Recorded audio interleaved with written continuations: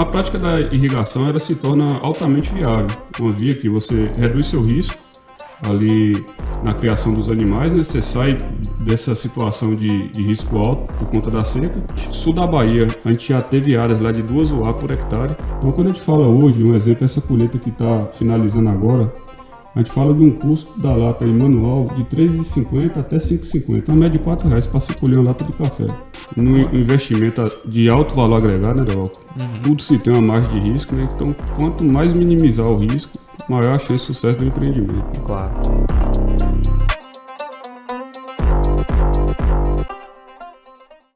Fala pessoal, seja muito bem-vindo a mais um episódio do Mesa Rural Podcast. E hoje, eu e Eli, nós temos um enorme prazer aqui de receber Matheus Azevedo. Matheus ele é consultor nosso aqui já há algum tempo. A gente já vem caminhando um pouco junto aqui nessa parte de irrigação, de pastagem.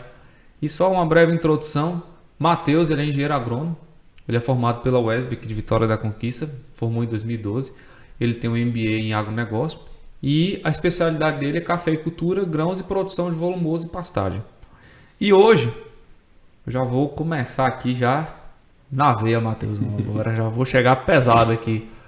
É o seguinte, Matheus, primeiramente, seja muito bem-vindo. Né?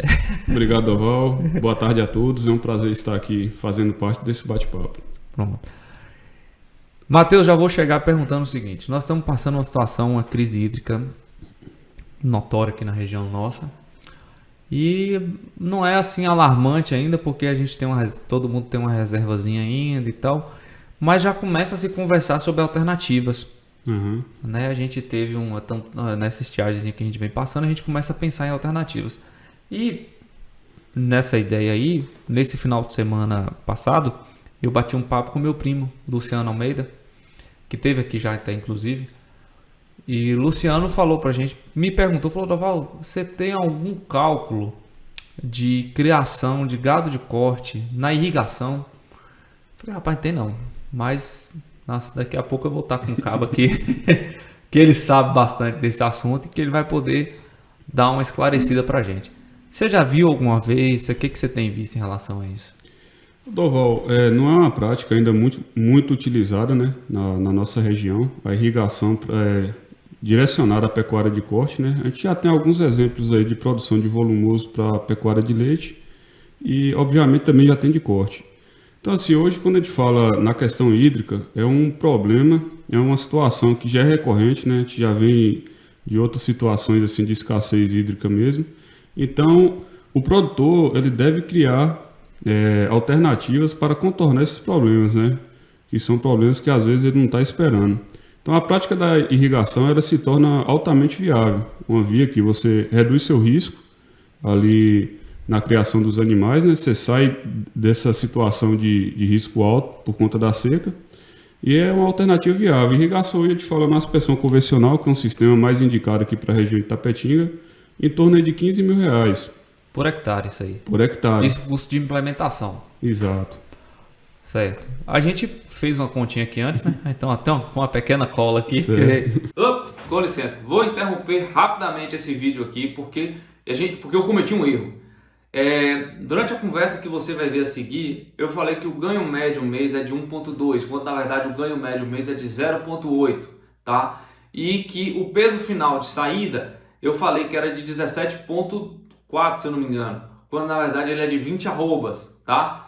Mas não muda o conteúdo final. As correções necessárias vai aparecendo na tela aqui, vocês vão acompanhando.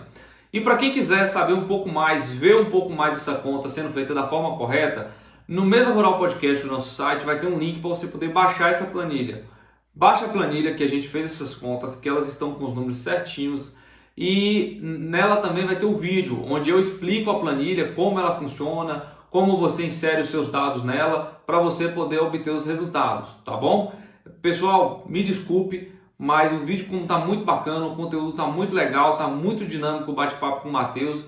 Eu acredito que não tem prejuízo nenhum se vocês só se atentarem à correção dos valores que eu vou estar disponibilizando na tela aí e vou estar disponibilizando também de forma gratuita essa planilha, tá bom? Valeu pessoal, muito obrigado, bom vídeo para vocês e não se esqueça de se inscrever no nosso canal. Dá um like nesse vídeo e ativar o sininho para receber as notificações. E segue a gente também lá no Instagram, Mesa Rural Podcast, porque tem muito conteúdo bacana sendo disponibilizado quase que diariamente, tá bom? Valeu, pessoal, um abraço, tchau, tchau. Eu tava brincando mais cedo aqui, eu falei aqui, hoje acho que proporcionou uma situação que a gente pode fazer, discutir isso e fazer essa conta um pouco mais a fundo, porque a gente tem aqui um zootecnista, um doutor em zootecnia, né, que nós temos que respeitar, o doutor Eli Santana, que até agora não falou nada, mas dá um bom dia pro pessoal aí. Olá, pessoal, vamos aqui discutir. Essa é uma questão de diminuir a vulnerabilidade, né, dos efeitos da seca para o produtor, e a alternativa, uma das melhores aí, é ter reserva alimentar, e essa reserva pode ser produzido na forma de irrigação. Não é isso, Matheus? Perfeitamente. E aí, como eu ia dizendo, hoje tudo coincidiu, a gente tem aqui 3 situações extremamente favoráveis. Aí tem um zootecnista, um engenheiro agrônomo e um curioso, que sou eu. Então, que vai fazer um bocado de pergunta e a gente vai ter essa oportunidade de fazer essa troca de conhecimento aqui. Quem sabe até esclarecer algumas dúvidas que estão surgindo em relação a isso, não é, Matheus? Não, tranquilo. Ei, Matheus, vamos então entrar no cerne aqui, né, Eli? Da situação. Nós estamos falando então hoje um custo de R$15 mil por hectare. Exato. Lembrando que esse custo, geralmente, o sistema de irrigação, você vai diluir ele durante 10 anos. Então, aí ficaria um custo em torno de R$1.500 hectare ano, né? Sim, aí no caso, esses 15 mil a gente conseguiria, por exemplo, vamos botar assim, quando a gente fala em diluir é porque a gente pensa no tempo médio, entre aspas, né? De uma irrigação, que uma irrigação dura até você precisar fazer uma manutenção séria nela, não é isso? Exatamente, correto. E o investimento assim que a gente consegue liquidar ele em até 10 anos, ou ter o retorno, sim, já é considerado numa faixa relativamente tranquila, né, Duval? Aceitável. É uma taxa. Não, mas isso, ele se retorna antes. Pelo que eu estava vendo aqui, ele se paga antes. Nas contas, a gente vai chegar lá. Mas a gente fala assim, a diluição pelo tempo de manutenção. Por exemplo, você só vai precisar fazer uma manutenção séria numa irrigação lá pela casa dos 10 anos, às vezes até mais um pouco, a depender de como é que é feito, né? Da região e tal, de como é que tá. Dependendo do manejo também, né? Aí você tem uma vida de médio e longo prazo do sistema. Entendi. E não é justo também a gente concentrar os custos desses investimentos em 2, 3 ciclos apenas. Exato. Fica muito curtinho, né? Você também aperta demais a conta, né? Com certeza. Mas então, Matheus, vamos continuar aqui a ideia. Por hectare hoje, num sistema desse, você consegue criar quantas UA? UA, para quem não sabe, é a unidade animal que a gente calcula em torno de 450 kg de peso vivo. Exato. Aí a gente utiliza isso para facilitar um pouco mais a conta, viu, gente? Se você pegar, porque assim, a gente tem que usar unidades de medida. Se a gente ficar muito solto, cabeça, por exemplo, eu posso falar 10 cabeças de bezerro pesa 7 arrobas. Exato. 10 cabeças de boi gordo pesa 16, 18 arrobas. Então, para poder padronizar, a gente pega uma UA de 450 quilos. Isso hoje, na média, Doval, a gente fala em torno de 6 UA por hectare. Isso contando média ano. Média ano. No período do maior índice de luz, né, o fotoperíodo maior, onde tem uma capacidade regenerativa do pasto mais rápida, né? Que é o nosso verão, né? Exato. A gente tem uma lotação maior. Então, em situações que eu já acompanhei, e a gente acompanha, já chegou até 9 UA por hectare. E no período que a gente tem restrição maior do fotoperíodo, a gente chega em torno de 5, 6 UA. Então, na média, está ficando em torno de 6 UA por hectare ano. E assim, a gente tem que lembrar que a planta é o foco maior. É ela que tem que produzir o volumoso, né? E numa certa época do ano, por mais que você aduba, irriga, ela limita essa produção. Exatamente. Aí cabe a gente reajustar, ou no caso de fotoperíodo baixo e a rebrota ou perfilhamento baixo, a gente tem que estar o quê? Ou entrando com uma suplementação à parte, que seja o concentrado, ou até tirando animais da área. Cada um tem que buscar alternativa melhor. Exato. Se tiver oferta de espaço, né, você diminui. E também pode fazer parcelamento, né, de animais. Exato. Você pode colocar no período das águas um pouco mais de animal, no período da seca você está programado para poder retirar um pouco mais e não repor esses animais na fazer uma programação de venda, entrar tal época e tal época sair antes desse fotoperíodo baixo. Isso tudo também é ajuste. Eu acho que isso é ajuste do processo. Mas para a gente poder falar assim de um pouco mais claro para o pessoal que acompanha a gente. Se a gente pensar no animal então de 7 arrobas entrando com R$450 média por arroba, não é isso? que vai sair algo lá na casa dos R$3.150 por animal, né? Correto. Pronto, a gente vai tirar ele com quanto mais ou menos ali? 18 arrobas aí, 17,8, considerando um ganho de 1,2 arroba por unidade animal, né? Mensal. Lembrando que assim, esses animais geralmente eles têm um ganho compensatório, que assim, quando chega e tem bastante comida, ele recupera bem. Só que aí chega num determinado momento que ele continua ganhando, mas não é na mesma velocidade. Sim. E aí, quando a gente faz esse ganho médio mensal, aí a gente consegue aí algo próximo de 1,2 arrobas por animal mês. É mais ou menos aquela questão da UA, né? Da lotação. Uhum. A gente entra com um pouquinho mais no início e no final você vai ganhando um pouquinho menos, mas a gente fica nessa média de 1,2. Talvez no início lá vai dar tô chutando valores, viu, gente? A gente vai dar 1,8, 2, né? Mas no final já vai dar um pouco menos de 1,2 mas só que na média vai ficar na 1,2, na média vida do animal. Exatamente. Exato. E assim, esses animais, assim, é bom trabalhar com animal de qualidade. Está entrando aí com 7, 8 meses, que é a idade de desmama, né? Vai ficar, nessas contas nossas, eles vão ficar por volta de 1 ano e meio. Ou seja, 18 meses mais 7 meses, que é a idade, você vai estar abatendo animais aí próximo dos 2 anos.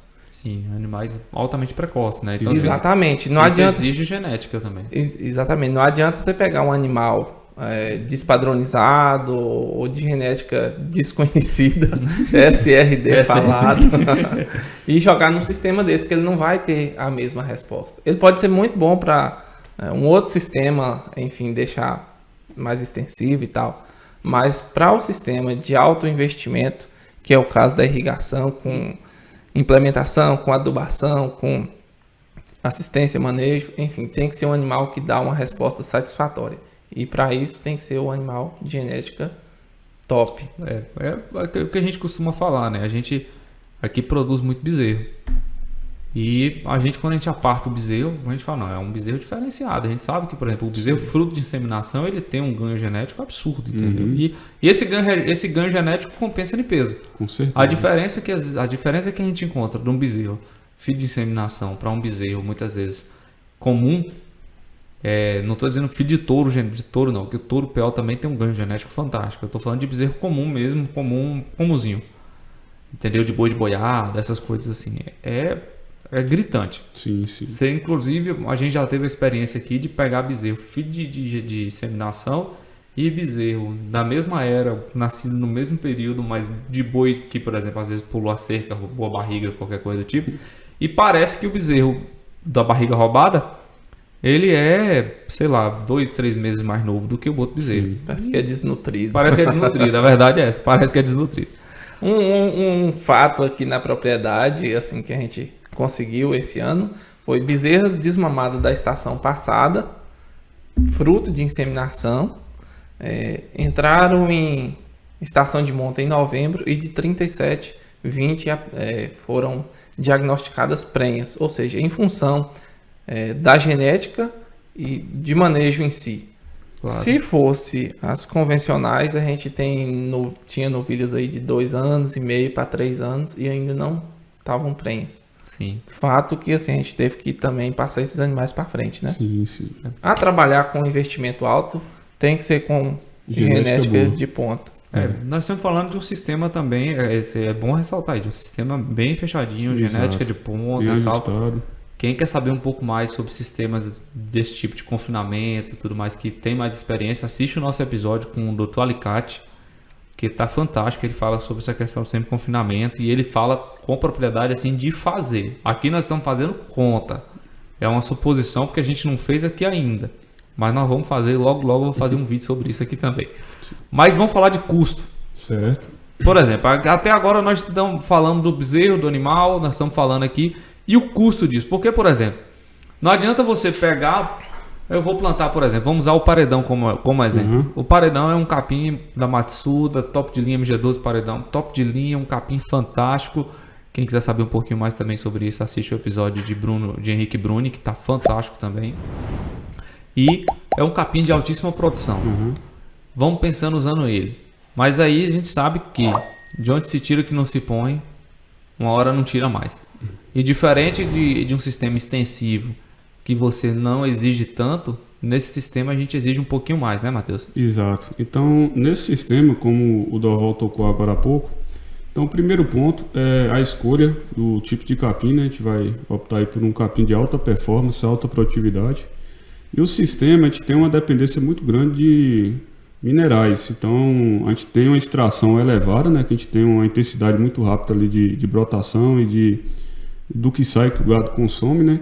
Então, a gente tem uma necessidade alta de reposição de nitrogênio, em torno de 45 kg de N por unidade animal. A gente também vai ter necessidade de fósforo e potássio, que isso vai ser convertido para ureia, super simples, e cloreto de potássio. Então, essa é a parte nutricional, que num sistema fechado desse, sem essa parte nutricional, ele não vai ter essa eficiência toda. Então, esse é um ponto. Ô Matheus, só um instante, ficou meio que uma dúvida no ar. Quando você fala exigência de N por animal, é mensal ou anual? Hectareano. Hectareano. Acho que é uma dúvida que pode surgir pro pessoal lá também. Claro. E, ô Matheus, nós estamos falando disso e é bom falar o seguinte, que quando nós falamos de adubação, a gente fala de adubação nesse sistema porque é um sistema que vai ser, porque o solo vai ser extremamente exigido. Exato. E esses cálculos que a gente fez aqui, essas quantidades que a gente colocou aqui, que eu não vou falar as quantidades aqui porque não é uma recomendação. É relativo de cada Isso é muito situação, relativo, né? mas assim, eu vou falar de valores do custo dessa adubação anual por hectare, mas a ideia, mas assim, só fazer um disclaimer, é o seguinte, pessoal, isso aqui nós estamos fazendo baseado em números e valores e análise de solo que nós temos na região de Itapetinga, na Bahia. Se você está em outra região, é importante consultar um engenheiro agrônomo que possa estar fazendo esse acompanhamento, fazer esse levantamento direitinho para vocês, para poder saber qual a necessidade do seu solo, viu? Exatamente. O aviso do Oval é muito importante, né? Que cada situação é uma situação à parte, né? Então é necessário acompanhamento do técnico e também a questão da análise de solo é muito importante para definir essas quantidades em cada região, né? Em cada situação. Sim. Então nós usamos, você falou, nós vamos usar a ureia, né? Que é a fonte de nitrogênio. Fonte de nitrogênio. Vamos usar o super simples e o KCl. Exatamente. Não vou falar quantidades aqui, porque cada um vai ter que fazer da sua região e aí é complicado para não dar margem à recomendação. Isso aí gerou um custo na nossa conta aqui de R$ 3.700 por ano, por hectare. Sim, por hectare. Então veja bem, um hectare, para você botar 6 animais, você vai ter um custo de manutenção, de adubação, na casa dos 3.700, 3.800, 3.792, 3.800. Só uma correção, Doval. No caso, 1,6 anos, né? Desculpa, um ano e meio. Um ano e meio. Um ano e meio. Porque não é um ano fechado mesmo, né? É um ano e meio. É pelo período. O período de um ano e meio a gente fez. Bem lembrado, Matheus. Eu tinha esquecido. Um ano e 6 meses aí. Todas as nossas contas a gente fez o período do ano e meio, que é para fazer a recria e a engorda. Exato. Tá? E a gente botou também questão de mão de obra, não foi, Matheus? Isso. Porque o que precisa de mão de obra? Explica mais ou menos pro pessoal. Dentro de um sistema fechado, de sistema rotativo, uma mão de obra muito importante é a questão do irrigante. Então, é um sistema que vai estar sempre fazendo ali a prática da lâmina de irrigação, então é uma mão de obra de muita importância. E também vamos ter o custo do vaqueiro, né, que vai manejar esses animais dentro do sistema. Só para esclarecer, a função do irrigante é aquele cara que vai ficar trocando os Exato, setores, vai ficar posição, corrigindo se tem algum problema no sistema de irrigação, é quem vai estar fazendo essa parte toda relacionada à parte hídrica do sistema. Pronto. E o vaqueiro é o vaqueiro de manejo. Exato. Só para a gente poder fazer mais ou menos, um irrigante ele consegue, por exemplo, atender nesse sistema que a gente colocou aqui. Até 25 hectares aí. 25 hectares. Dependendo do sistema, um sistema bem tecnificado, ele pode chegar até áreas maiores. Sim, mas quanto mais tecnificado, automaticamente mais caro a implantação. Isso. Mas nessa média que a gente fez, em torno de 25 hectares, ele atende muito bem. Pronto. Então, um irrigante, ele vai atender em torno de 25 hectares. Exato. E isso vai gerar, somando custo de irrigante mais o custo de vaqueiro. Um vaqueiro a gente calculou que ele vai conseguir atender 400 cabeças de animal. Não é isso ali que a gente usa aqui? Isso, essa é a base de cálculo. Só que, obviamente, num sistema desse, a exigência do vaqueiro vai ser muito menor. Exato.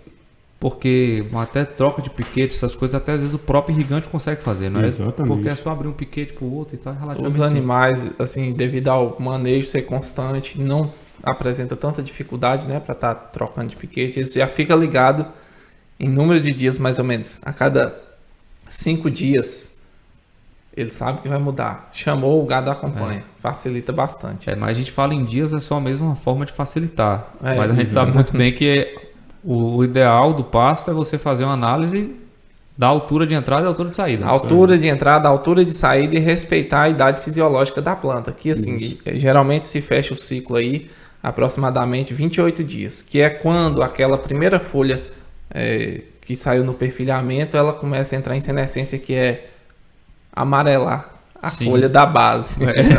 E a intenção não é a gente perder essa folha. A gente não vai aproveitar 100% porque o solo precisa de matéria orgânica, né? Exato. Mas a gente quer que seja eficiente essa colheita pelos animais. Antes de começar a perder, a gente entra. Eu falei 5 dias, mas assim, tem que fazer o cálculo para saber cada área, depende da área. Cada caso é um caso. É muito importante o que ele falou, porque assim, o sucesso do sistema, tanto intensivo como semi-intensivo, é respeitar essa altura, o resíduo do capim, né?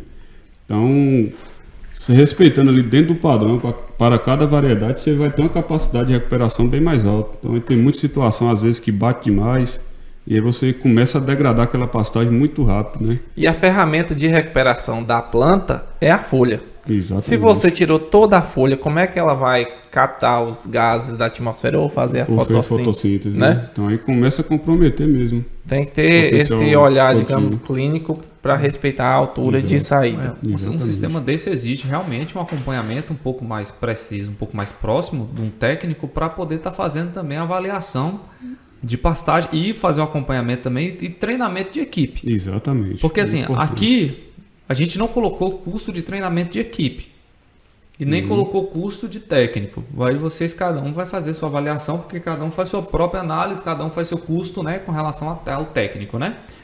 E como isso é negociação, né, Matheus e ali, vocês que são técnicos, vocês que estão na área, vocês sabem que é negociação de cada produtor, depende da área que ele tem para explorar, de como é que ele está explorando e tal, essas coisas todas, né?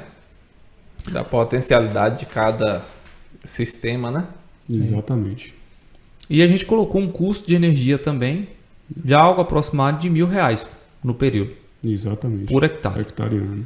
Porque hectare ciclo. Porque na verdade, quando a gente pensa em R$1.000, a pessoa pode falar assim, mas gasta muito mais. Rapaz, vai gastar na época que tiver mais seco. Na época que tiver chovendo, por exemplo, você vai economizar muita irrigação. Você quase não vai molhar. Exato. A época das águas, você já aproveita aquela própria chuva ali, não precisa estar irrigando constantemente, né? Que é um custo que tem que ser considerado também, que vai dar uma reduzida, né? E existem alternativas, só para completar aqui, existem alternativas. Você pode passar, por exemplo, a pensar na ideia de você botar uma placa de energia solar, fazer um projetinho solar, qualquer coisa do tipo, aí vai de cada um para cada um, essas contas aí agora. Tem um diferencial noturno. Tem um diferencial noturno também. Isso aqui, gente, é conta de custo de energia. Hoje a tarifa de quase 60 e poucos centavos, quase 70 centavos o quilowatt, que é o que a gente utiliza hoje, que é o que a gente paga hoje aqui na nossa propriedade. Então eu peguei valores nossos, cada um agora tem que fazer sua própria conta, tá? Falando, vamos continuar. Então o custo do ciclo, que quem está com a pesca sou eu, ficou na casa de R$ 8.692 por hectare. Em 1 ano e meio. 1 ano e meio. Sempre lembrar disso. Só ia aproveitar, Doval, que você tocou num ponto importante. Então, só voltando ali para a parte da irrigação e da eficiência energética, depois a gente já finaliza aí. Então, assim, pessoal, quem tiver dúvida ou tiver interesse, Doval vai estar deixando o contato aí meu. Então, assim, outro ponto muito importante se chama manejo de irrigação, para quem já tem ou para quem pretende irrigar uma área. Então, o manejo de irrigação consiste em você manejar a lâmina ideal de água naquele período. Então, o que o Doval falou, às vezes você pode ficar aí 1 mês, 2 meses sem irrigar, né? Então, você vai ter uma redução do seu custo energético. Então, quando irrigar, até quanto irrigar, isso é muito importante, porque o custo está muito alto, né? Outro ponto importante, quem já é irrigante e não tem outorga, você pode estar tentando a outorga e dar entrada na Coelb e consegue também energia verde, que você vai ter uma redução de tarifa noturna. só fazendo um comparativo, a tarifa noturna, se eu não me engano, agora está 22, 25 centavos, mais ou menos. E no comparativo, nós estamos fazendo uma base de cálculo de algo próximo na casa de quase 70 centavos. Exato. Então tem uma redução aí de um terço, quase, um terço, um quarto mais ou menos. Entendeu? Assim. Então tem uma redução significativa quando a gente pensa no irrigante noturno, né? Exato. O cara pegar o período todo noturno. E além da questão da redução de custo, você vai ter também uma eficiência maior. Você vai estar irrigando no período noturno, né? Você vai ter uma evapotranspiração menor, né? Você aproveita menor aquela lâmina de água também. E tem também, como você mesmo bem falou aqui, existem técnicas que tem que ser acompanhadas, né? Não adianta nem a gente trazer aqui muito a fundo. Existem técnicas interessantíssimas, por exemplo, que você pode fazer avaliação de quanto tempo vai ter que ser sua próxima lâmina. Exato. Isso é um negócio interessante, e aí agora eu falo por experiência. Quando o Matheus começou a trabalhar aqui, a gente começou a fazer avaliação de lâmina com as ferramentas específicas que Matheus trouxe, tensiômetro, avaliação de a leitura do pluviômetro e tudo mais, para a gente poder descobrir quanto tempo é que a gente precisava fazer a nossa irrigação. E isso reduziu bastante a nossa conta de energia, reduziu bastante, porque acabava que a gente precisava irrigar menos. O Matheus falava, agora, quando tiver, aí Matheus falou, quando tiver nesse padrão aqui, a gente irriga tanto, aí irriga assim, irriga assado. Então, isso tudo só se dá com acompanhamento. Sem acompanhamento, gente, não adianta nada. Você pode insistir o tanto que você quiser, se não tiver acompanhamento, não vai para frente. Desculpa só falar isso aqui, que é importante a gente falar sobre isso. Né? Porque... No investimento de alto valor agregado, né, Doc? Tudo se tem uma margem de risco, né? Então, quanto mais minimizar o risco, maior a chance de sucesso do empreendimento. Né? Claro. Matheus, vamos dar um prosseguimento aqui para a gente chegar a um valor final aqui, que eu acho que isso é interessante a gente falar. Então, o custo ciclo ficou na casa dos R$ 8.692 por hectare. Lembrando que o hectare a gente está pensando em 6 UA. Exatamente. Né? Essas mesmas 6 UA, entrou 6 animais, nós vamos pensar, aí agora só para poder fazer a conta um pouquinho mais redonda, a gente pensou assim, entrou 6 animais e vai sair 6. Comprei 6 animais, qual o custo? Porque é o seguinte, naqueles 6 hectares, a receita final vai ser só referente somente a 6 animais. Exato. Não é isso? Então, tem que levar isso em consideração. Então, a gente comprou 6 animais a 3.150, 18.900. A gente vendeu 6 animais. No nosso cálculo aqui, gente, é uma conta de suposição. É uma conta que a gente não faz ela na prática, mas pelos dados que a gente já tem coletado, a gente consegue estimar, tá? E esses mesmos 6 bois, a 17,8 arroba, calculando um arroba de R$295, desculpa, calculando um arroba de R$295, a gente tem uma receita de 31.506. Hectare ciclo. No hectare ciclo, nos 6 bois. Exato. Então você vai ter uma receita de 31.506, uma despesa de compra de animal de 18.900 e uma despesa por ciclo de 6.800, de 8.692, deixando um resultado líquido no ciclo de 3.14, de 3.914, desculpa, de R$ 3.914 por hectare ciclo. Exato. Não é isso? Exatamente. Quando a gente pensa que há um tempo atrás, ali, você lembra que a gente fez essa conta? Não chegava. A gente não chegava a nada. Não, a gente fez a conta da irrigação. Essa mesma conta que nós estamos fazendo aqui hoje, há um tempo atrás a gente fez. E na hora que a gente terminou de fechar ela, a gente falou, rapaz, não é viável. Não é viável. Só que no preço da arroba hoje... Muda o cenário, né? Muda o cenário completamente, entendeu? Uhum. Se a gente pegar aqui, ó, 3.914. São quantos meses mesmo que eu falei? 18 meses. 18 meses. Dividido por 18 meses, vai dar R$217 de retorno. Hectare mês. Hectare mês, vezes 12. Vezes 12, só para poder fazer hectare ano. Nós estamos falando de R$2.609. Hectare ano. Hectare ano. Hoje, Um bom índice de pecuária hoje está em conta aí ali. rapaz, para quem trabalha, digamos, com um certo grau de tecnologia, suplementação, hoje está na casa de estourando R$1.200. Uhum. Nós estamos falando trabalhar com suplementação. Certo. A pasto, às vezes não chega nem a alcançar esses R$1.000 por hectare. Entendi. Ano. Uma situação comum, Extensiva. Né? Extensiva, né? Extensivo.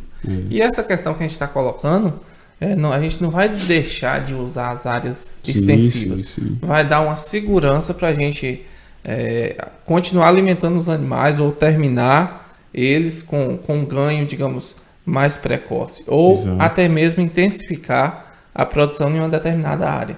Exatamente. Porque aí, por exemplo, com a prática da irrigação, você sai, dependendo de como for utilizada, né? Que a gente fez aqui um exemplo aqui, entrando animais com 7 arrobas, saindo com em torno de 18, né? Mas pode ser empregado de várias outras maneiras, né? Até para reduzir o efeito boi sanfona nesse período agora, exemplo, né? Então, é uma prática que pode ser adaptada a várias situações. Como ele falou, aproveitar as demais áreas, às vezes faz uma terminação na área irrigada, né? É aquela história, né? Às vezes você traz também, porque muita gente faz isso, vem trazendo no sal proteinado, por causa do ganho compensatório e tudo mais, até ali próximo das 12 arrobas. Das 12 arrobas em diante, 12, 14 arrobas é que intensifica. Acelerado. Entendeu? Tem muita gente que faz isso e tem bons resultados com isso. Então, muitas vezes a pessoa tem a opção de irrigar, tem a outorga, tem tudo, tem rio, tem essa possibilidade de estar fazendo isso. Tem gente que tem a possibilidade de irrigar por gravidade, né? Não tem nem o custo da Às vezes tem energia. nascente, né? Às vezes a pessoa tem uma nascente bacana, pode irrigar por gravidade, que é o sonho de todo mundo, né? Já fica um negócio diferente.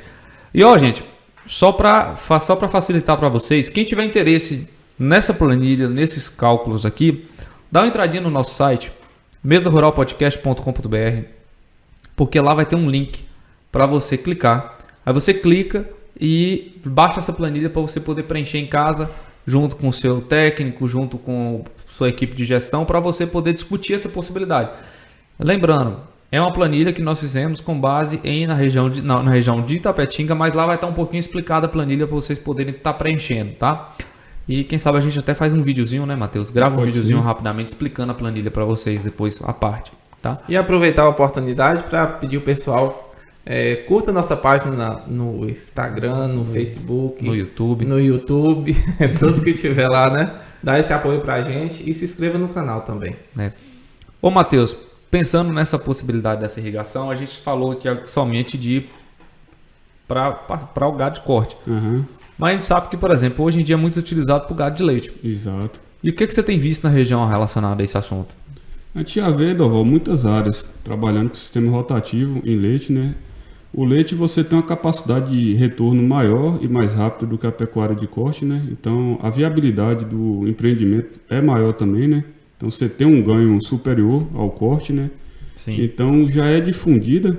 A gente tem muitos exemplos aí de produtores em algumas regiões aqui próximas à região de Itapetinga que já faz a utilização do sistema intensivo, irrigado, né? Rotativo. Isso é muito viável. Isso é um ponto interessante, porque nós estamos falando do gado de corte, porque assim, o cara que já vem no sistema de gado de corte, muitas vezes para ele mudar para o sistema, para um gado de leite, qualquer coisa, às vezes ele não tem estrutura, não tem um escoamento bacana, você entendeu? Não tem um perfil. Não tem um perfil de mexer com muita gente, porque gado de leite é gente. Exatamente. Não tem jeito. É problema. E dá problema, claro, poxa vida. Se a gente dá problema, quem dirá, né, outra pessoa? Claro que todo mundo vai dar problema um pro outro, isso é normal. E agora é o seguinte, Matheus. Nós falamos de um valor aqui, R$ 3.900 por hectare, ano. É um valor que às vezes a pessoa fala, poxa vida, é um valor interessante. Obviamente, gente, que é a área irrigada, tá? Você não vai fazer essa conta na sua área da sua propriedade total, que senão você vai endoidar. Que você não vai chegar, porque se às vezes o cara tem 400, 500 hectares, ele não vai conseguir irrigar aqui na nossa região 400, 500 hectares, né? Talvez fora ele consiga, mas aqui não. E o custo talvez seja diferente disso tudo, né? Mas nós estamos falando assim, de uma forma estratégica. Às vezes o cara tem ali a possibilidade de irrigar 40 hectares, 50 hectares. O cara pega e irriga esses 40, 50 hectares. É uma alternativa, uma estratégia para ele poder fazer pra ele continuar a receita dele, né? Exato. E de forma segura, né? Não ficar vulnerável às condições climáticas. Exato. E aí, Matheus, eu vou te fazer uma perguntazinha famigerada aqui, que eu acho que a gente não conversou nada disso antes, mas o bom é surpresa. Que é o seguinte: por que todo mundo que tem irrigação não faz isso? Só repete um pouquinho a pergunta de novo. O porquê que todo mundo que tem irrigação não engorda o boi? Por muitas vezes aí falta um pouco da técnica, né? Um exemplo, parte de adubação nessas áreas já irrigadas, né? Você fala em áreas que já estão irrigadas, né? Não, digo quem mexe com a agricultura. Ah, tá. Doval, é o seguinte, quando a gente parte para a agricultura, a gente tem uma capacidade de retorno maior do que a pecuária. Sim. Então, por exemplo, por muitas vezes o agricultor ele não tem uma extensão de terra tão grande igual o pecuarista. Então, a taxa de retorno da agricultura, ela proporciona um ganho superior à da pecuária, né? Não sei se foi mais ou menos isso. Exatamente isso aí. Eu queria chegar nesse assunto que nós conversamos mais cedo sobre isso.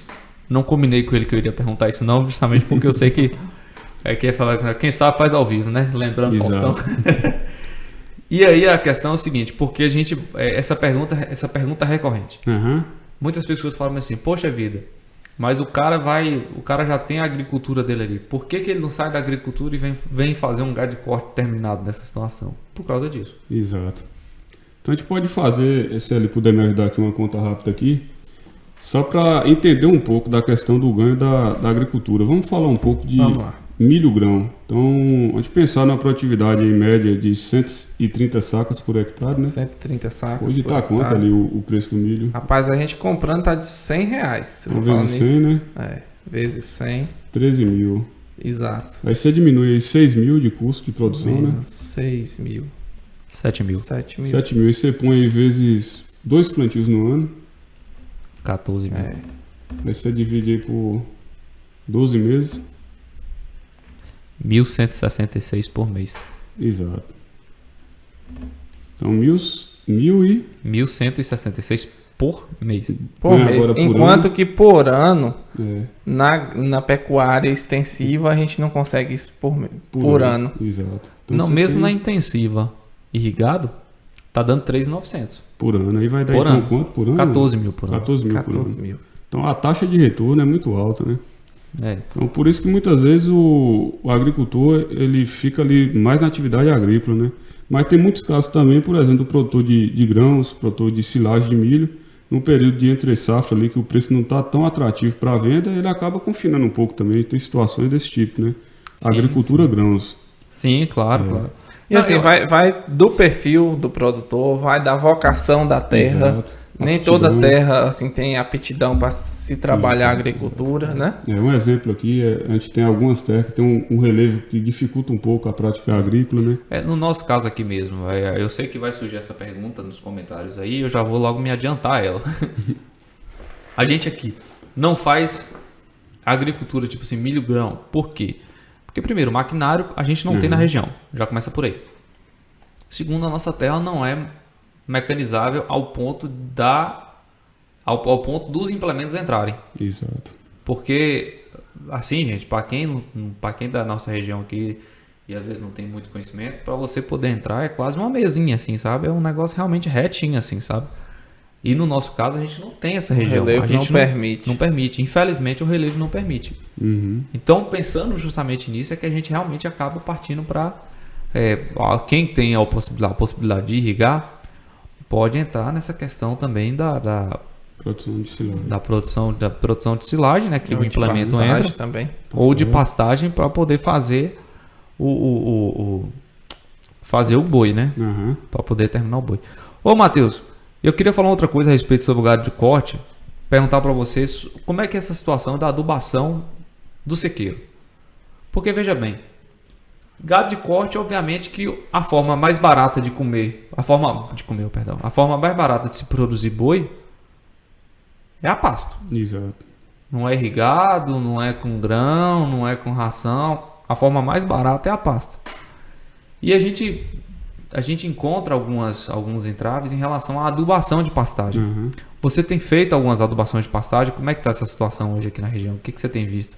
Doval, um ponto muito importante. Se o pecuarista ele avaliar, então, quantos bois ele já tirou por hectare, então o boi sai com 18 arroba, obviamente ele teve minerais para constituir esse peso dele, e quanto retornou para a terra, né? Por muitas vezes passou sucessões familiares e não teve uma reposição de nutriente. Então tem algumas áreas que a gente já vem fazendo trabalho, principalmente fosfatagem. Então é um resultado bem interessante. Sul da Bahia, a gente já teve áreas lá de 2 UA por hectare. No sul aqui, na região ali de Teixeira de Freitas ali. Então a gente já tem dados desse tipo, né, de lotações maiores, né? Só para contextualizar, a nossa média aqui é 1,2 quando muito bem manejado. Exato. Tem a questão climática também que influencia muito, né, de uma região para outra, mas quando se faz fosfatagem, principalmente, né, você tem um ganho muito grande de lotação por hectare, né? Então, outro ponto importante também é a questão de correção de solo. Então, onde entra a necessidade de calagem, especificamente falando. Então, é muito importante, são dois pontos muito importantes, calagem e fosfatagem.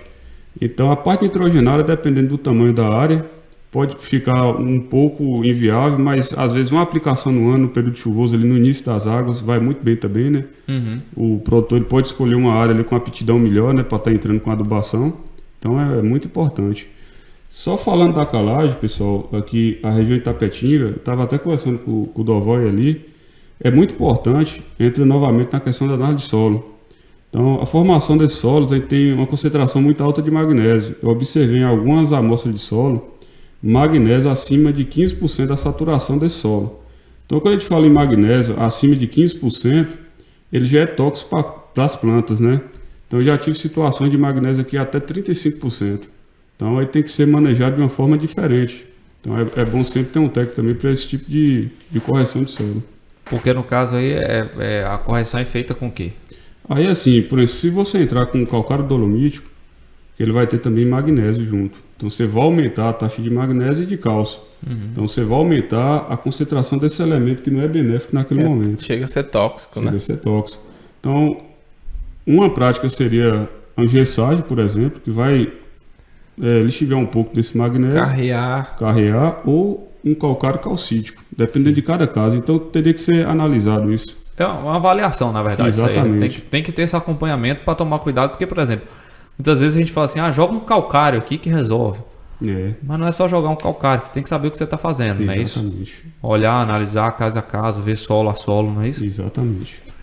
Rapaz, é o que a gente sempre comenta assim, né? O conhecimento técnico não sai caro. Não sai caro. Ele economiza. E economiza o bem mais precioso que a gente tem, que é o tempo. E calcário a gente fala que é igual o sal na comida, né? Depois que você dosou a mão errada, aí infelizmente demora muito tempo para você conseguir corrigir, né? Ah, é? É.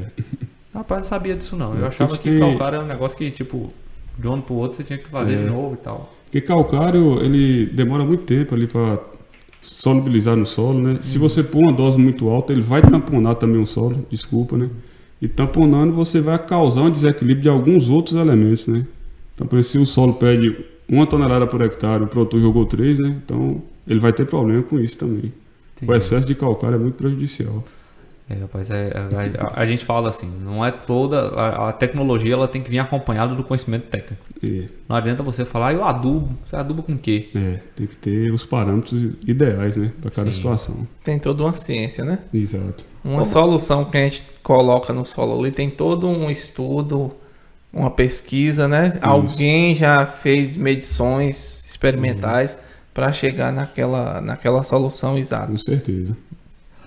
Ô Matheus, voltando aqui um pouco para a questão da agricultura, a gente sabe que na região aqui de Vitória da Conquista, Vila do Café, esse nortezinho de Minas aqui, a gente tem uma presença muito grande do café.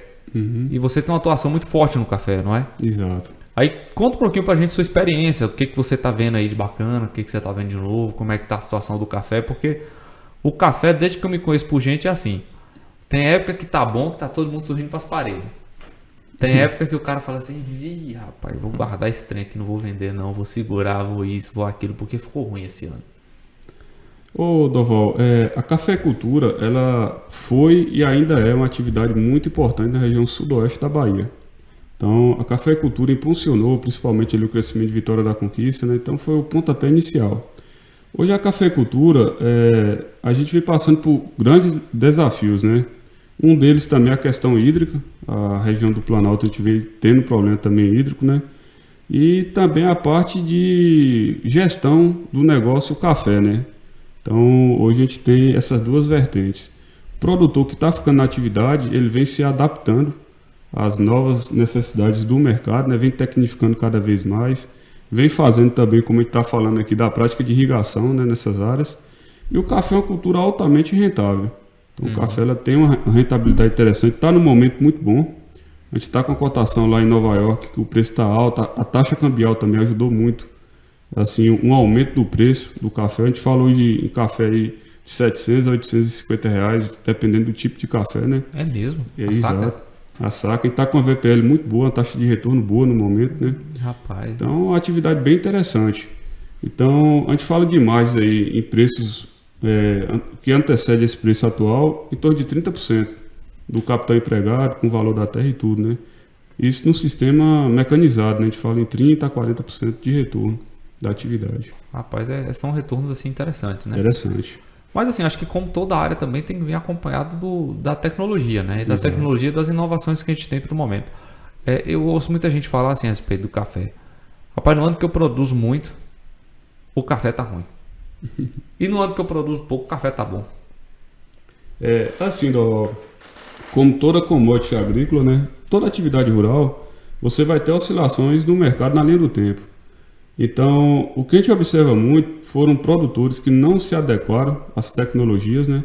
Então, um exemplo, quando a gente tem uma curva ali de produção em torno acima de 35 sacos por hectare, então você tem uma colheita mecanizada ou semi-mecanizada, a parte de colheita de chão também. Então, essa taxa de retorno ela vai ficar mais saudável, né? Então, por exemplo, se tu sempre tem produtividade no decorrer da linha do tempo, nos altos e baixos você acaba fazendo uma média boa. Então, muitas vezes, por exemplo, o produtor investiu no ano, teve uma frustração de preço ou de clima, o preço da mercadoria, por exemplo, caiu, ele não teve um sucesso tão bom, aí ele para de investir na lavoura. Aí no ano seguinte, o café tende a ter uma produção reduzida por conta de falta de investimento. Aí entra assim numa questão de descida, né? Mas quando se tem o trato adequado, né, o manejo correto, é uma cultura bem interessante. Sim. Aí, pode falar ali. Em se falando assim dessas tecnologias, tem mudado em relação a variedades de plantas aqui na região ou mantém aquelas culturas ou aquelas variedades tradicionais ainda? A gente teve aí uma mudança no passado, né? Então mas hoje a gente tem variedades mais tradicionais, igual o Catuai 144 vermelho, IAC, né? Catuai amarelo também. Só que hoje o produtor da região já está mais aberto a novas variedades. Então a gente tem entrando aí um pouco de araras, cultivar paraíso, né? Então está se tendo um pouco de atualização do banco genético do café aqui no Planalto. Entendi. Ô Matheus, já falando em termos assim de agricultura, fora o café na região, você acha que talvez a mais forte seria o milho, né? Também. Ou não? Tem outra que tá aí mais forte que ele? Não, a gente tem assim, a parte de grãos, né? Você fala na região como um todo aqui, o Planalto, né? Tem milho, tem um pouco também de feijão, né? Então, HF também, hortifruti, que entra a parte de verdura, um exemplo, tomate, repolho, tem um pouco de produção disso, mas eu acreditei que a gente vai ter, depois de café em agricultura, seria feijão e milho e feijão. Sim. Né? E essas culturas aqui, elas são muito mais familiares ou são grandes extensões? Porque assim, honestamente, de fato eu conheço muito pouco. E a gente conversando assim um pouco antes aqui, a gente viu assim o quanto que tem de região que a gente não conhece, que sabe que produz e que produz bem, né? Aqui na região a gente pode falar que em grande maioria é de agricultura familiar, pequenos produtores, né? Aí, principalmente na região de Barra do Choça, Vila do Café, né? A gente tem um volume muito grande de produção de grãos sendo feita por pequenos produtores. E assim, considerando que tem uma oscilação na demanda de mão de obra ao longo do ano na cultura, por exemplo, do café. Estou perguntando que eu também pouco sei, mas se utilizava muito a mão de obra braçal. Isso. E utilizando, por exemplo, a agricultura familiar, essas mesmas pessoas, naquele momento que não demanda, tem uma outra atividade dentro da propriedade complementar ou como funciona? Tem sim. Então, no ano agrícola da cultura do café, além da colheita, que é a parte que é o período que mais se usa mão de obra, né, período de colheita, mas no decorrer do ano agrícola você vai ter práticas que vão dar limpa, desbrota, né, do cafeeiro, adubação, pulverização, tem todo um manejo que ocupa essa mão de obra, né? Que é principalmente as pequenas propriedades que são compostas de agricultura familiar, né? Exato. E assim, pensando em mecanização, essa região que abrange o Planalto, tem se adequado ou você vê que ainda está um pouco Assim, atrás? hoje ali a gente tem uma mecanização intensificada. Então, porque o médio e grande produtor, quando ele fica a mercê só da mão de obra na colheita, ele tem um custo operacional muito elevado.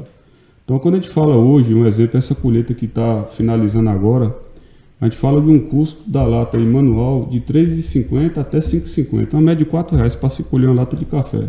Manual. Uma lata, por exemplo, uma saca compõe mais ou menos quantas latas? Em torno de 25 latas. É mesmo? É, Então uma saca de 60 quilos você tem que pegar 25? 25 latas. Então, quando Rapaz, você... quer dizer, R$ 100. R$ 100 só para tirar do pé. Aí você vê um processo ainda de secagem, beneficiamento. Pois é, porque Adubo que usou lá atrás, limpa, Matheus, herbicida. há pouco tempo não, há uns anos atrás, o café era a média de café, eu lembro que oscilava em torno de algo lá na casa dos 300, até quando estava muito bom na casa dos 400. Eu lembro que um dia uma pessoa falou assim, um amigo meu falou assim, Rony, falou assim, rapaz, café agora virou ouro. Eu falei, é mesmo, Rony? Tá quanto? Tá 400 e pouco. Eu falei, meu Deus do céu, é mesmo? Nem sabia o que isso significava, Sim, tá? sim. Pra mim era... Se ele falasse pra mim, tá R$ 100, eu falava, nossa, rapaz, tá bom demais. Mas se você pensar que, por exemplo, na casa dos R$ 400, você tem R$ 100, um quarto do custo. Só para colher. Só pra colher? É, normalmente isso aí. Então foi uma dificuldade que foi passada aí, um período atrás, né? A gente estava com custo de produção alto e com preço de venda baixo. E assim, agora com essa alteração, né? A gente está com preço melhor. Obviamente também os insumos subiu também, né? Mas balanceou mais.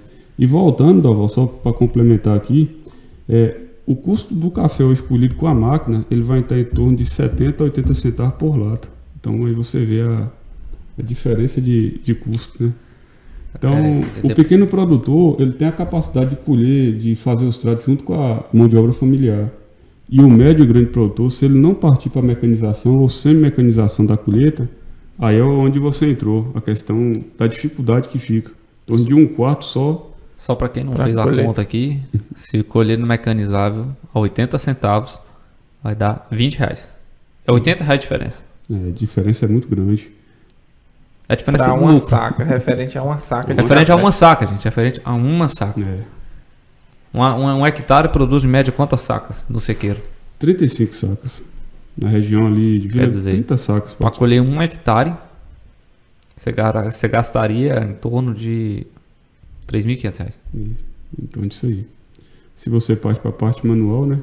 Rapaz, a diferença é muito gritante, é gritante. E que tem que ter, digamos, esse capital de giro, que quem colhe já quer receber. Às Geralmente vezes o você vai- grão você ainda vai secar, alguns vão beneficiar, vai dispor no mercado para venda. Ô, Matheus, e Exatamente. falando um pouco disso aí, que agora eu sou curioso. Um cafezinho também. Que Vai falando em tomando café, cafezinho, vai tomando cafezinho aí, porque Vai, cafezinho tomar pra café. poder... Vamos aproveitar a Vamos oportunidade. aproveitar que nós Tomar estamos café. falando do café. E pro preço subir mais, né? Pro preço mais mais. café. Café, Pega, Lele, uma xícara. fazer um merchan aqui pro meu cunhado. Café puro sabor, viu, gente? Uma delícia, lá de Barra do Choça. Fazer a propaganda, né? Fazer. Ei, Matheus, falando nessa questão de mecanização, porque, por exemplo, eu sei que café tem-se uma cultura de se plantar muito em terra, não sei se nem se é de cabeceira, mas em terra geralmente mais inclinada, né? Aham. Não sei porquê, aí eu não saberia dizer. Mas, e a mecanização nessas áreas não se torna inviável? Um ponto interessante, ó, hoje a gente tem uma migração da cafeicultura. Então, no passado, quando se tinha mais disponibilidade de mão de obra, então tinha uma mão de obra com custo mais baixo e tinha também a valorização da mercadoria do café. Então, se plantava café em morro ainda, né? O café de montanha, como a gente fala. Só que hoje, por conta desse custo, está muito elevado e cada vez que passa a gente está tendo mais escassez de mão de obra no campo. Sim. Então, o produtor está escolhendo áreas mais planas. Um exemplo é o norte de Minas ali, a região de Machado Mineiro, uma região que não era feita cafeicultura. Hoje a gente fala que lá se tem uma cafeicultura empresarial. Região totalmente plana e com disponibilidade de água. Uhum. Então, é uma região que hoje deve ter mais de 5 mil hectares de café. Teve uma migração. O café no Brasil ele está migrando. Então, ele está saindo de regiões com dificuldade de mão de obra para regiões mecanizadas, né? É porque se você pensar assim, regiões mais inclinadas, né? a mecanização nela realmente é difícil. É difícil. Tanto é que aqui a escolha nossa nas nossas áreas de irrigação foi a gente procurar as regiões, as áreas Planas. o mais plana possível, né? Isso. A gente não consegue área plana aqui na região nossa, mas tipo assim, o mais plano possível, né? Agora pensando nessa linha de raciocínio, que seja para o café ou para pastagem ou outras culturas, você tem presenciado algumas propriedades trabalhar com curva de nível, pensando em conservação do solo, erosão e tal? Não, hoje muito pouco, velho. Hoje praticamente não se fala mais. No Sudeste, assim, já é uma prática Exato. mais comum, né? Isso. Pensando em evitar Erosão, erosão, degradação. carreamento da camada superficial do solo. E assim, é uma preocupação que, pelo pouco que eu conheço na região, não se tem ainda. É assim, quando o Parque Cafeeiro foi feito, foi implantado aqui na região, então utilizou-se muita curva de nível, que era um padrão lá de Minas Gerais, né? Dos órgãos de extensão da época, né? Então hoje, por exemplo, as áreas planas, em curva de nível, você tem uma dificuldade muito grande de colheita com máquina. Então por isso que hoje está se mudando um pouco isso, né? Está se plantando mais lavouras linheiras, né? Retas, né? E em áreas de montanha a gente ainda vê muito, para evitar esse problema. Só para eu particularmente agora eu vou admitir minha ignorância aqui. Eu não conheço curva de nível. Explica um pouquinho para mim como é que funciona. Então a curva de nível, deixa eu ver como é que eu posso explicar. O terreno ele vai ter a ondulação dele. Sim. Então você vai pegar os pontos de altitude iguais ou parecidos, né? E vai seguir essa linha, fazendo o contorno do terreno, o contorno da altura. Aí entendi. numa chuva você vai evitar, por exemplo, erosão, degradação do solo, né? Ao invés da água descer num sentido, digamos, Reto, mais vertical, ela vai cair naquele sulco, contornando o morro. Quebrando. E assim, vai... É como se você pegasse o morro aqui e fosse circundando ele, o relevo acompanhando, dele mesmo. acompanhando o plantio dele na mesma altura, né? Exato. Plantando, no caso, faria a linha pensando na curva Na curva da elevação. E essa Exatamente. curva de nível aí proporciona também maior infiltração de água no solo. Sim. Ela não vai descer violenta, ela vai... Você vai quebrando a força da água. Você retém a água ali em cima, Ah. na curva de nível. A E intenção por que hoje é há essa migração, Matheus, para a não utilização da curva de nível, ou é uma coisa de falta de conhecimento? O que você... Que assim, nas áreas, a gente tinha pouca ondulação em algumas áreas que tinha curva de nível. Então eu já vi situações de área praticamente plana, toda em curva de nível. Acompanhando pequenas curvas, né? Então quando você vai trabalhar mecanizado, então fica muito complicado para você entrar com a máquina de colher, uma máquina de ferrar as telas de chão, né? Até as práticas de adubação, pulverização. E a não utilização da curva de nível, ela vai impactar na produção?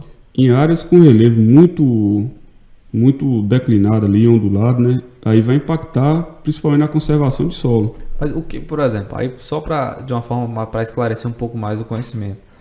Quando a gente fala áreas de relevo muito inclinado, tem que ter um desnível, por exemplo, você acha assim que para você considerar o plantio em curva de nível, você acha que a partir de quantos metros de desnível você acha que tem que ser levado em consideração? Hoje eu falo aí acima de 10%, 7,5%, até 5% aí dá para fazer sem curva de nível. Sem ainda. curva de nível. Mas cada caso é um caso, dependendo do tipo de solo também. Se for um solo que tem mais propício ali à degradação mais rápida, né? Então tem que ser bem analisado. Porque também não adianta você deixar de fazer a curva de nível, sendo que você tem uma área que não pode ser mecanizada. Exato. Aí não seria ideal para a cultura de café mecanizada, né? Entendi. A gente poderia fazer ela em curva de nível e fazer manual, né? Essa área. Existe uma possibilidade de você fazer algo, tipo assim, semi-mecanizável? Tem. Porque eu digo assim, porque muitas vezes a pessoa já tem implantada a área de café na sua propriedade, já está tudo consolidado lá. Aí como é que você vai virar para esse cara e falar assim, então, vamos tirar daqui, vamos botar naquela área ali que é plana? O cara fala, pô, mas ali fica meu gadinho. O que você... Hoje, por exemplo, a gente tem que café, quando a gente fala em colher, a gente derriça o café, tira ele da planta, né? É um nome assim que se utiliza muito nas lavouras. Então a gente já tem derriçadeira manual, que consiste em um motor a gasolina, do qual você coloca ele na planta e a vibração que ele dá na ponta é muito parecido com a roçadeira, só que na ponta você tem um implemento diferente. Aí ele derruba esse café em cima de um pano. Então você tem um rendimento muito superior à colheita manual. Então a gente fala em colheita manual, aí, já vi situações de render até 140 latas um homem. Por dia? Por dia. Normalmente aí a manual convencional você fala em 20 latas. Sim. Só que para a nossa região do Planalto de Conquista, a gente tem uma particularidade. Esse tipo de colheita é muito feito no sul de Minas, na região lá de Minas. Só que aqui tem um problema que tem floradas muito espaçadas. Então lá a gente tem uma florada mais uniforme, a maturação ela chega praticamente toda de uma vez e você derriça mais fácil esse café. Só que aqui no Planalto a gente chega até 5 floradas no ano. Então às vezes você tem café maduro, café verde, café... No mesmo pé. No mesmo pé. Aí quando você entra com essa máquina você não tem um rendimento tão alto. Entendi. Então o Planalto ela ficou colheita manual e mecanizada mesmo. A gente não conseguiu fazer a semi-mecanizada, que seria com esses implementos aí, né? E quando você faz essa colheita mecanizada e tem essa disparidade no café, prejudica, por exemplo, aquela que está florando ou que ainda está verde, ou não tem efeito? Assim, geralmente quando a gente trabalha com a máquina, a gente avalia a lavoura, né? A gente vê como é que tá. Eu já vi situações, dependendo do porte da lavoura, você entrar com uma colheita manual, que a gente fala uma catagem, né? E depois você entrar com uma passada de máquina, para você colher esses grãos ali próximo ao período ideal, né? Como também já vi 2 passadas de máquina. Você passa uma primeiro, tirando aqueles grãos que estão maduros, aí você dá um intervalo em média de 30 dias, que é o tempo que os grãos mais verdes vão chegar, e dá outra passada. Aí sai muito café verde também, não tem jeito, né? Só que pelo fato de reduzir o custo de produção, esse café verde depois é processado, separado dos lotes, né? Sim. Mas em torno de 2 passadas aí, resolve às vezes uma colheita.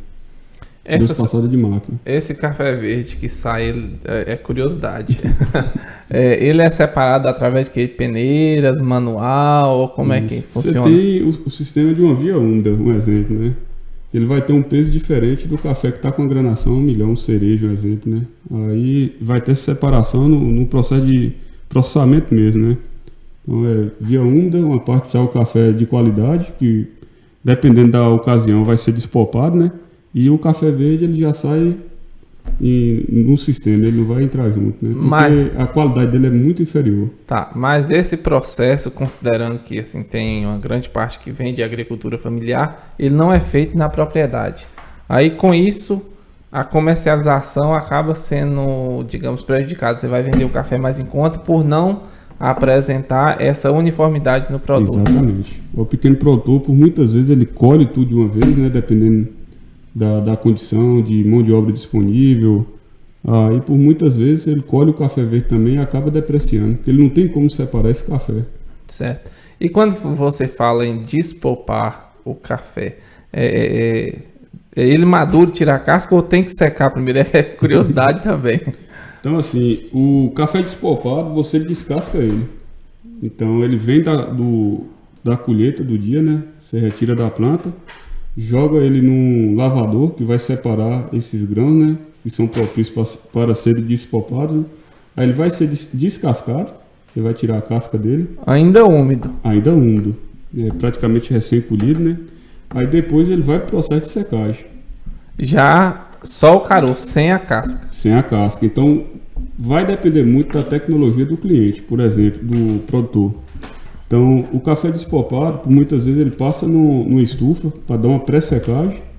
Então às vezes de 1 dia e meio a 4 dias ele dá aquela pré-secagem e depois vai para um secador rotativo, onde vai ser terminado ali até chegar a 12% de umidade. Ou também muita gente despolpa e leva para terreiro de chão, para secar ao natural, né? Em relação à qualidade ou sabor, tem alguma diferença do café secado no terreiro e do café secado numa estufa, por exemplo? É muito grande a diferença. Então, a parte de qualidade de bebida, né, a pontuação desse café, ele vai ter uma tendência de ser muito superior quando você seca ele em estufa. Porque quando você está lá no terreiro, você não consegue controlar a secagem dele, né? Então ele vai ter diferença de umidade, diferença de temperatura durante o processo, né? Pode ocorrer fermentação, que o que deprecia a qualidade do café é a fermentação. Então lá pode ocorrer isso, ele pode pegar gosto de terra também. Então quando você faz o processo em estufa e secador rotativo, você tem um café de uma qualidade muito superior. Quando você falou aí em relação à fermentação, e Doval lá no começo falou de um ano o café é bom, outro ano não tão bom. Café não tão bom, café é ruim. Tá associado ao que a gente pode chamar aqui de grau Brix ou açúcar do café também, né? Exatamente. Então, quanto maior o Brix do café, né, você vai ter uma qualidade melhor. Então, quando a gente fala principalmente de cafés especiais, né, aí quanto maior o Brix, melhor vai ser pontuado aquele café. O café tem uma pontuação muito semelhante à de vinho. Então, quando você passa de um café acima de 80, 82 pontos para cima, você tem uma qualidade melhor. Então, você acumula mais açúcares nesse café, né? Aí ele vai dar uma qualidade bem superior a um café com Brix menor, né? Sim, sim. Ei, Matheus, essa questão do negócio do grau Brix que você está trazendo aí, é legal porque assim, a gente tem que... A avaliação da qualidade do café, ela não é simplesmente a questão tipo de uma mera observação, uma mera catagem. É um processo um pouco mais específico, por assim dizer. Eu lembro que meu sogro, Manuel, ele vende café também. E aí toda vez que ele vai vender, ele pega uma amostra do café, leva na empresa lá que vai comprar, não sei como é que Cooperativa. é cooperativa, mas tem outro nome que ele fala. Corretores. Nos corretores. Aí eles fazem uma avaliação numa folha preta, não é isso? Uma catagem, não sei, né? Na folha preta, não sei o ele que vai definir a questão de defeitos desse café, né? Isso. Para poder precificar isso. Exato. Quando a gente fala, por exemplo, que está em R$700, mas é R$700, talvez o café O café Rio. né? Isso. E quando não está um pouquinho a menos, né? Exato. Então, quando você fala de qualidade, influi em tudo isso. E é interessante a gente ver isso aí, porque, por exemplo, a forma como você vai catar, a forma que você está plantando, a forma que você está, por exemplo, se tiver de irrigando, adubando, a qualidade da água que você está utilizando, não é isso? Exatamente. É uma soma de fatores, né? Então, hoje é um nicho de mercado muito interessante quando a gente fala em cafés especiais. É tudo que o Doval falou. É um café que vai ser colhido num ponto certo de maturação. Então, a questão do grau Brix, a gente fala ali um grau Brix alto. Então, é quando esse café já está bem maduro mesmo. Aí ele está no ponto ideal de ser colhido. Então, é um café que vai ser colhido em várias etapas. A gente fala que vai ser catado várias vezes, né? Vai ser retirado os grãos maduros, né? E vai vir para um processo de secagem mais lento. Geralmente é feito ali em terreiro suspenso, estufa, né? Que vai ser um processo aí de 6 a 12 dias. Quanto mais tempo demora de secar, melhor. O outro ponto que Doval falou é a questão de defeitos. Peraí, você tocou num assunto interessante aí. Quanto mais tempo demora de secar, melhor. Eu ia falar exatamente a mesma coisa. Eu já tava quase pegando um papelzinho para anotar. Quanto mais tempo, melhor. Cortei a linha de raciocínio, mas assim, é uma curiosidade. Por quê? É isso que eu ia te perguntar, por quê? Quando a gente tem uma secagem muito rápida, a gente perde umidade do grão muito rápido. E isso acaba depreciando um pouco a qualidade da bebida. Então, quando você tem um processo de perda de umidade lento, né? Esse café vai perdendo aquela umidade de forma lenta, ele mantém as características organolépticas dele melhor em relação à questão de qualidade. Então, o ideal aí, 12 dias é uma boa secagem no terreiro suspenso, né? Vai muito bem. Agora, quando você fala uma secagem dessa, 12 dias, é em estufa. É em estufa. Porque em terreiro se seca, a depender do sol, seca bem mais rápido, né? Seca bem mais rápido. Porque 12 dias eu falo até terreiro suspenso, entendeu? Que vai ser as laterais abertas, você vai ter uma ventilação corrente melhor, ele não vai esquentar tão rápido, né? Mas na estufa, em torno de 7, 8 dias, aí você consegue secar também. Ô, Matheus, você trouxe a ideia de estufa aí, agora eu tô lembrando aqui que nós conversamos semana retrasada com o Solo, e ele tava falando sobre essa questão de vento do compost bar. E aí, conversando e tal, ele bateu muito numa tecla. Ele falou, rapaz, o vento, ele não é para resfriar a vaca. Ele é para secar a cama da vaca. Carregar os gases produzidos ali, né? No ambiente. E secar a cama da vaca. Perfeito. Nesse caso, na estufa também precisa ter essa ventilação? Tem que ter a ventilação. Porque é um ditado até que o pessoal usa muito. Muitas vezes você seca uma roupa à noite, só com o vento. Então, qual vai ser a função do vento?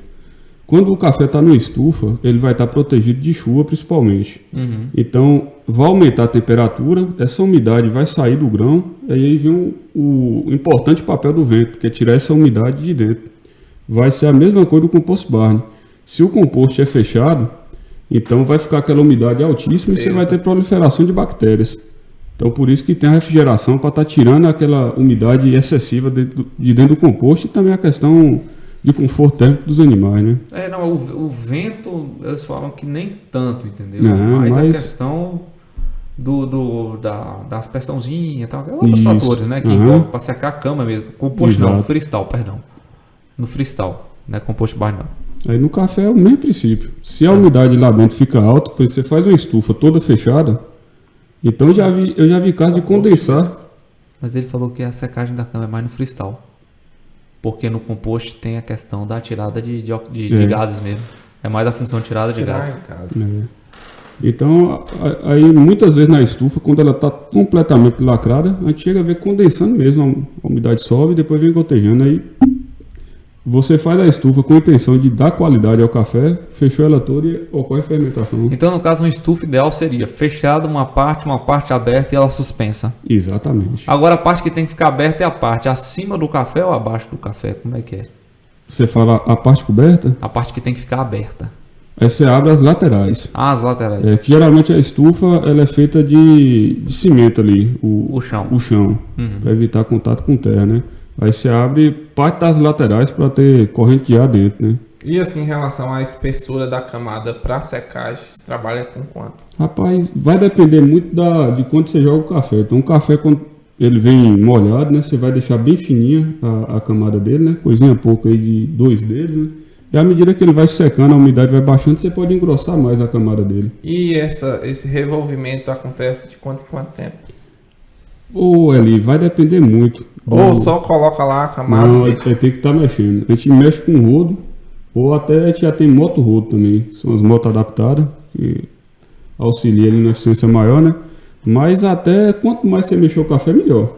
Ele vai secar mais rápido, né? Você vai uniformizar a camada. Vamos pensar aqui. 10 a 12 vezes aí. Quanto mais mexer, mais seca mais rápido. Exato. Mas quanto mais demorar, é melhor. Melhor é. E aí vai entrar assim, se for um café mais comercial, quando a gente fala em tempo de secagem mais prolongado, seriam cafés especiais, né? Cafés finos, né? Mas um café comercial aí você vai tentar secar ele o mais rápido possível, né? Um café comercial você seca em quanto tempo, médio? Vai depender muito do sistema do produtor, Uma né? estufazinha bacana, bem feita. Estufa, na região aqui nossa, né? Obviamente. 5 a 7 dias, 8 dias. 5 a 7 dias. Dependendo muito do clima também externo, né? O dia de sol vai secar mais rápido, né? Uhum.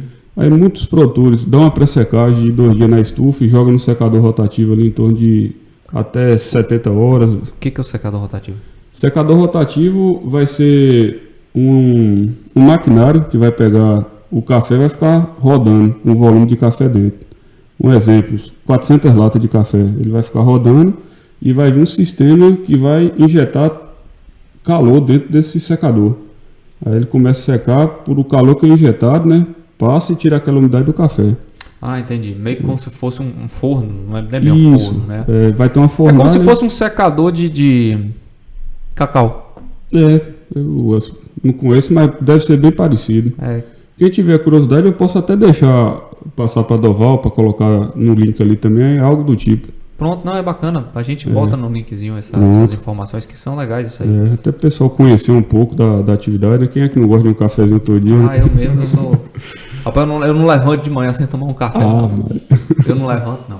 Pra o dia só começa depois de um café, né, Dó? Não, eu já desenvolvi um hábito tão grande, para não falar vício, de tomar café, que se eu não tomo café de tarde, eu tô com dor de cabeça. E se eu tomo pouco também, eu tô com dor de cabeça. Cuidado. É vício. Eu tô quase chegando de manhã assim, falando, bota na veia, vai aqui, ó.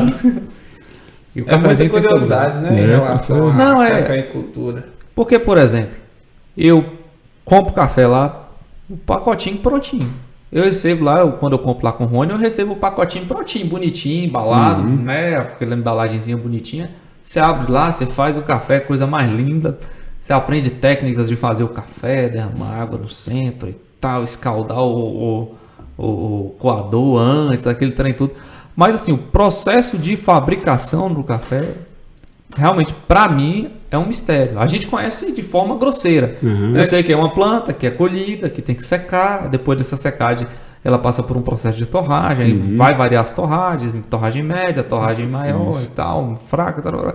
Então, tudo isso eu conheço, mas assim, o dia a dia é outra pegada, né? Quando a gente compra uma embalagem de café, olha o tanto de serviço, de tecnologia, de informação, de dedicação que vem numa simples embalagem de café. E às vezes a gente toma ali pensando em outra coisa. Às vezes nem dá o devido valor que merece. Rapaz, é impressionante. Eu volto a repetir. O quanto que o agro movimenta. Movimenta muito. O agro, só numa simples xícara de café, olha o tanto de processo, o tanto de gente envolvida. É o cara que vai plantar, é o cara que vai fazer a colheita, é o cara que vai intermediar a venda, é o pessoal que vai beneficiar esse café, que vai embalar, que vai envasar, que vai transportar, que vai chegar. Rapaz, é um processo que não vai degradar o solo, como alguns criticam, claro. Né? Vai estar corrigindo, vai estar adubando. E se não fizer isso, também não se sustenta. Não sustenta, sai da atividade. Mas é um processo que envolve muita coisa. Honestamente, eu vou falar, eu já estou tão cansado dessas brincadeiras, desse negócio de vai degradar, vai isso. O moço vai viver de sol. É melhor. Energia do sol. Não, e não bebe água não, viu? Porque a água é extraída do rio. Então você apara a água da chuva e bebe ela. Porque não tem como. A gente conversou com o solo também, a gente falou, é impossível você passar um dia, se alimentar nesse dia, sem que você tenha utilizado nesse dia produtos que venham do agro. É impossível. Uma refeição que seja. Pois é. A pessoa pode falar, mas eu sou vegano, eu não uso. Meu amigo. A camisa que você está vestido, né? Tudo tem... Tudo tem uma origem no agro. No agronegócio, a borracha. Uma borracha. Por exemplo, mesmo que a pessoa fale, eu sou vegano, eu não consumo nada disso. Mas consome soja? A soja é produzida aonde? No agronegócio. Consome o milho é produzido aonde? As hortaliças são produzidas aonde? E sem contar a balança comercial do nosso país, né? A gente vê o agronegócio ano após ano ajudando muito e batendo recordes. Batendo recorde, né? Então, nosso país é um país ainda muito rural, né? Isso. Então, o agronegócio tem muita importância aí nessa balança, né? Nas riquezas do país. Né? Tem que ser respeitado o produtor rural. Claro. Porque o alimento ele não surge no supermercado, né? Tem todo um processo que vem atrás disso aí, né? Então, é dedicação, é tempo... É uma atividade bem complexa. É risco que os produtores correm e às vezes perde lavoura, né? É o que eu falo, é a profissão mais importante do planeta, é o produtor rural. Claro. Sem ele, nenhum outro come, né? Então tem que ser respeitado. Lógico. E, rapaz, é pensando nisso aqui que a gente realmente está aqui, sentado, investindo, gastando não, investindo nosso tempo em propagar informação e conhecimento. E nesse sentido eu tenho que agradecer muito vocês dois, porque são duas pessoas que estão comigo aqui diretamente, dando consultoria para mim aqui constantemente. Eli, zootecnista, me acompanha já há mais tempo. Matheus começou esse ano com a gente e que está aí e que assim tem contribuído muito para que realmente a comida chegue na mesa das pessoas. E isso para a gente é o que mais importa, a gente realmente participar da sociedade. Porque eu não produzo para mim. Eu produzo para vender para alguém.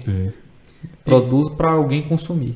E que em outros tempos, antes da pandemia, aí, a gente viajava longas distâncias, tinha que ter investimento de tempo e dinheiro para participar de uma palestra com essas informações. Exato. E hoje, com o celular na mão aqui, você tem a possibilidade de estar participando, de transmitir informação sem custo. Né? Claro. E é importantíssimo isso. Divulgar quem é bom. Exato. Eu sempre falo isso. A gente tem que divulgar o que é de bom. Não adianta você divulgar uma coisa ruim, né? Mas é isso. Matheus, rapaz, muito obrigado. Eu que agradeço assim muito, grandemente. Eu agradeço também. Muito obrigado aí pela oportunidade de estar batendo esse papo. Foi muito agradável, né? Eu me coloco à disposição de todos aí que precisar de alguma informação. A gente está à disposição. Mesa Rural agradece, né? Como toda a equipe aqui.